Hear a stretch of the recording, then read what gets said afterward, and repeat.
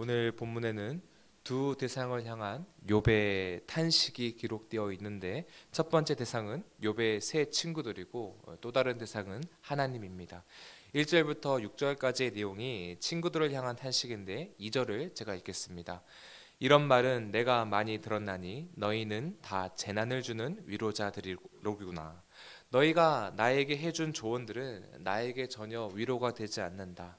상처가 나서 피가 흐르고 있는 부위에 소금을 뿌리는 것처럼 너희들은 말이라는 무기로 나를 그렇게 아프게 했다.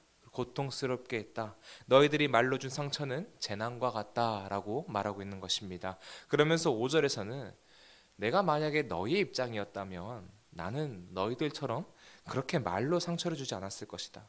나는 오히려 고통 중에 있는 너희를 위로하고 세워주고 입술의 위로로 너희의 근심을 덜어주었을 것이다 라고 말합니다. 그 친구들에 대한 그 서운한 마음을 거침없이 표현하고 있는 욥의 모습입니다. 이제 욥은 그 시선을 친구들에게서 하나님께로 옮깁니다. 7절입니다. 주께서 나뿐만 아니라 나의 온 집안을 망하게 하셨나이다. 8절 주께서 나를 식물처럼 시들게 하셨나이다. 9절 주께서 나를 찢고 적대시하시고 나를 향해 이를 가시고 내 원수가 되어 나를 대적하고 계십니다. 11절 하나님이 나를 악인들에게 넘기셨습니다. 12절 하나님이 나를 꺾으시고 내 목을 부서뜨리셨습니다. 13절 하나님이 나를 관역 삼아서 화살을 쏘시니 내 콩팥이 뚫렸고 내 쓸개가 다 흘러나와 버렸습니다. 14절 하나님이 나를 치시고 또 치시고 계속 치고 계십니다. 욥이 지금 하나님을 향해 이렇게 거침없는 탄식과 불평을 하고 있는 이유는 단순히 그가 겪고 있는 물리적인 고난 때문만은 아니었을 것입니다. 17절에 가서 욥이 그러나 내 손에는 포악이 없고 나의 기도는 정결합니다 라고 말하고 있는 것을 볼 때에 욥은 지금 아무런 이유 없이 이런 고난을 겪고 있다는 것으로 인하여 그것으로 인하여 고난 더 힘들어하고 더 괴로워하고 있음을 알 수 있습니다.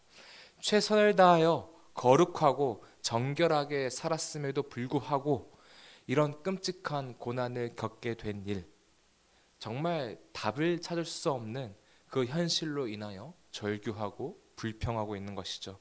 욥은 그 나름대로 고난에 대한 이유, 고난에 대한 답을 찾고 또 찾았지만 도저히 그 답을 찾을 수 없었습니다. 그래서 하나님께 따지고 불평하기 시작합니다. 하나님, 지금 이 현실은 제 잘못으로 인하여 벌어진 현실이 아닙니다. 하나님이 이렇게 만드신 것입니다. 그러므로 이런 현실을 허락하신 주권자 하나님께는 답이 있는 줄 압니다. 이제 그 답을 좀 알려주시고 보여주십시오라는 간절한 마음을 이런 거침없는 탄식과 절규 속에 담아내서 표현하고 있는 것입니다. 저는 욥의 이 처절한 절규와 탄식을 보면서 성도가 고난 중에 끝까지 잃지 말아야 할 한 가지 자세를 발견했습니다. 어떤 자세를 발견했을까요? 아무리 그래도 욥처럼 저렇게 하나님을 향해 거침없이 따지거나 불평해선 안 된다. 아무리 힘들어도 침묵을 지켜야 한다. 입 닫고 묵묵히 끝까지 견뎌야 한다. 이런 것을 발견했을까요? 아닙니다. 저는 오히려 절규든 불평이든 원망이든 눈물이든 탄식이든 하나님께만, 나에게 아니라 하나님께만 답이 있다고 생각하며 그 품속을 끝까지 파고들고 있는 욥의 모습이 어떤 면에서는 더 성숙하고 더 나은 모습이라고 생각합니다. 욥의 모습을 보십시오. 7절과 8절에 주께서, 9절, 11절, 12절, 13절, 14절에 나오는 하나님께서 라는 이 주어들을 볼 때 비록 그가 불완전한 신학을 가지고 하나님께서 나를 치셨다, 나를 심판하셨다라고 자신의 현실을 해석하고 있긴 하지만 그러나 그 속에서도 하나님을 내 삶의 통치자여 주인으로 인정하고 있는 모습을 볼 수 있습니다. 자신의 현실은 하나님의 주권 속에 있음을 고난 중에서도 고백하고 있는 것이죠. 바로 이 모습, 아무리 현실이 고통스러울지라도 하나님을 나의 통치자로, 내 인생의 주인으로 믿는 믿음을 끝까지 놓지 않는 자세가 성도가 고난 중에 끝까지 잃지 말아야 할 태도입니다.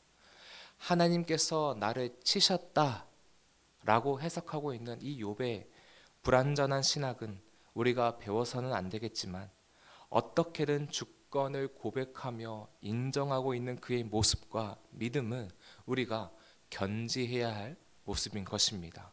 어떤 상황 속에서도 하나님이 내 삶의 통치자시라는 믿음을 놓지 않기 위해 내가 쓸 수 있는 방법이 절규라면 욥처럼 절규해야 합니다. 이 믿음을 놓지 않을 수만 있다면 계속 울어야 합니다. 하나님을 향한 불평과 탄식을 통해서 하나님을 주인으로 인정하고 주께서 반드시 이 끝에 선하신 뜻을 이루실 것이라는 믿음을 놓지 않을 수만 있다면 그 불평은 허용되고 하나님 안에서 용납되는 것입니다. 물론 나의 주인께서 이 현실을 통치하시고 반드시 그의 열심과 의지로서 선하신 뜻을 이루실 것을 믿지만, 그리고 신뢰할 테지만, 그래도 이 고난을 허용하신 하나님의 마음이 다소 무정하고 무심하게 느껴져서 거기에서 우리의 마음이 무너져 내릴 수도 있습니다. 하나님은 나를 사랑하신다면서 꼭 이런 아픔을 주셨어야만 했을까?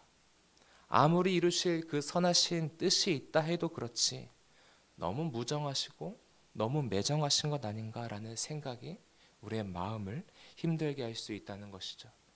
그러나 하나님은 인생에게 그 시련을 허용하실 때 절대로 무정하게 허용하시는 분이 아니십니다. 적극적으로 그것을 원하시고 기뻐하셔서 그 고난을 허용하신 것도 아닙니다. 각 인생들마다 살아 생전에 채워야 할 고난의 절대량, 고난의 수가 정해져 있는데 그 수를 어떻게든 다 채우게 하기 위해서 마치 기계처럼 때에 맞춰 아무런 감정 없이 그 고난을 하나씩 때에 따라 주시는 분도 아니십니다. 하나님은 우리가 울 때 우시고 우리가 아파할 때 우리보다 더 아파하시는 우리의 아버지 하나님이십니다. 이때 하나님이 느끼시는 아픔은 우리 인간이 고난 앞에서 느끼는 아픔과는 차원이 다른 훨씬 더 높은 차원의 아픔입니다.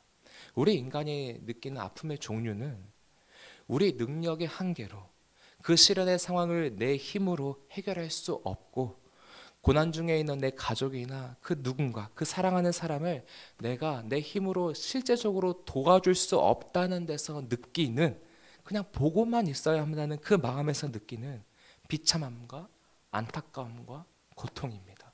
어떻게 손쓸 수 없는 그 능력의 한계 때문에 경험하는 아픔이죠. 하지만 하나님이 경험하는 아픔의 종류는 어떻습니까?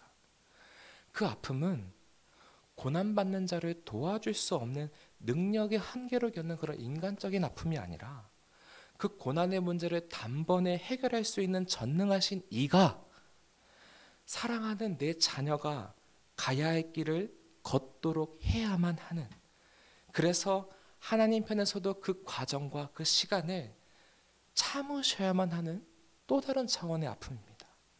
우리가 겪는 고통보다 더 고차원의 아픔과 고통을 감수하고 계신 것입니다.